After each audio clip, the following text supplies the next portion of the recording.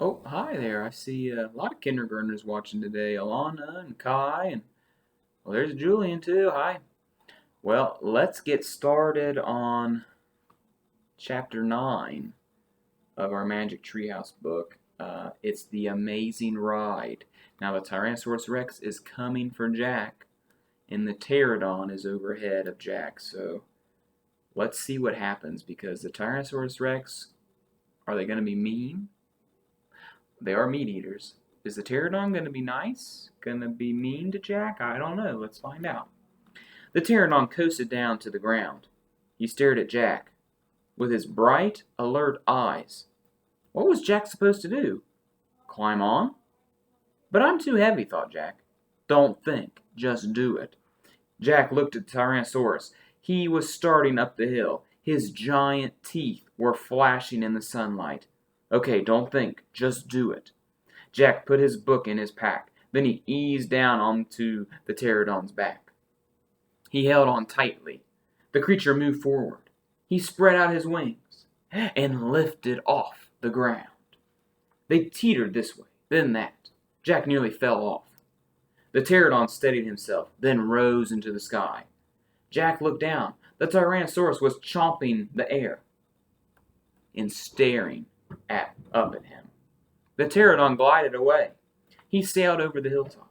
He circled over the valley, over all the nests filled with babies, over all the giant duck-billed dinosaurs. Then the pterodon soared out over the plain, over the triceratops who was grazing in the high grass. It was amazing. It was a miracle.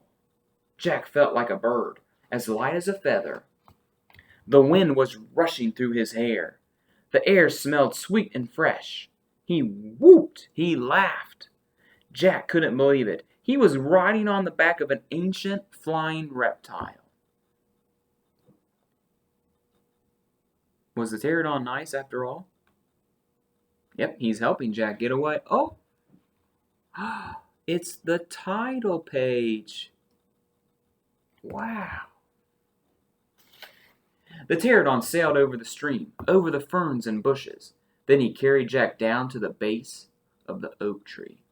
When they came to a stop, Jack slid off the creature's back and landed on the ground. Then the pterodon took off again and glided into the sky.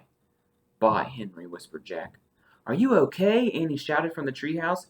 Jack pushed his glasses into place. He kept staring up at the pterodon. "Jack, are you okay?" Annie called. Jack looked up at Annie. He smiled. "Thanks for saving my life," he said. "That was really fun." "Climb up," said Annie. Jack tried to stand. His legs were wobbly. He felt a bit dizzy. "Hurry!" shouted Annie. "He's coming!" "Who's coming?" Jack looked around. The Tyrannosaurus was heading straight toward him. Jack bolted up to the ladder. He grabbed the sides and started up. "Hurry, hurry!" screamed Annie. Jack scrambled into the treehouse. "He's coming toward that tree!" Annie cried. Suddenly something slammed against the oak tree. The oak tree shook like a leaf. Jack and Annie tumbled into the books. "Make a wish!" cried Annie. "We need the book." "The one with the picture of Frog Creek," said Jack. "Where is it?" He pushed some books aside. He had to find that book about Pennsylvania. There it was.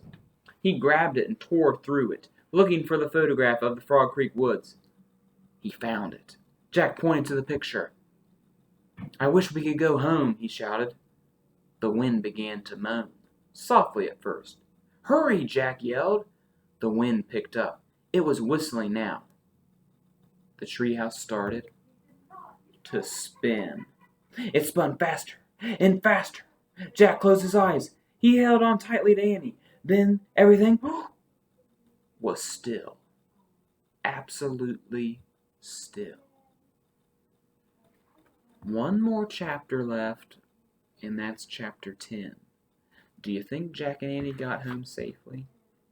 Well, you'll have to come back next time for our Jack and Annie Magic Treehouse read aloud. Have a good day.